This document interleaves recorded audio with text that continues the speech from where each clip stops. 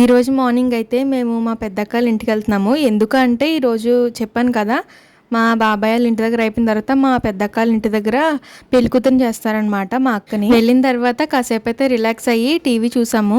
కాసేపు నేనైతే అనామిక టీవీ పెట్టుకున్నాను. మీలో ఎంతమంది అనామిక టీవీకి ఫ్యాన్స్ ఉన్నారో వాళ్ళందరూ కమెంట్ చేసి చెప్పండి. నెక్స్ట్ అయితే ఇంకా స్టార్ట్ చేశారనమాట పెళ్ళికూతురుని చేయడం.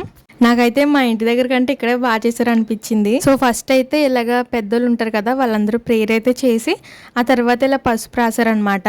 మేమైతే అస్సలు అనుకోలేదు, అంటే ఇలాగా వైట్ శారీ కట్టి హల్దీ చేసుకున్నప్పుడు పెట్టుకుంటారు కదా ఇయర్ రింగ్స్, మెల్లో ఇంకా చేతులకు కూడా అవన్నీ అయితే సెట్ చేశారు. సో ఇలాగా స్నానం చేయించేసిన తర్వాత మా అక్కనైతే ఇలా రెడీ చేసి ప్రేయర్ చేసి అప్పుడైతే కూర్చోబెట్టారనమాట. కూర్చోబెట్టిన తర్వాత ఒక్కొక్కరు వచ్చి అక్షింతలు వేయడం, ఆ తర్వాత బ్లౌజ్ పీసెస్ ఉంటాయి కదా అవన్నీ ఇవ్వడం, తర్వాత మా అక్కకి కొన్ని ఫొటోస్ తీయడం, అలా అదంతా అయిపోయిన తర్వాత మేము అందరం కలిసి భోజనం కూడా చేసాము. ఈ ఐటమ్స్ అన్ని అయితే మా అక్కే ప్రిపేర్ చేసింది.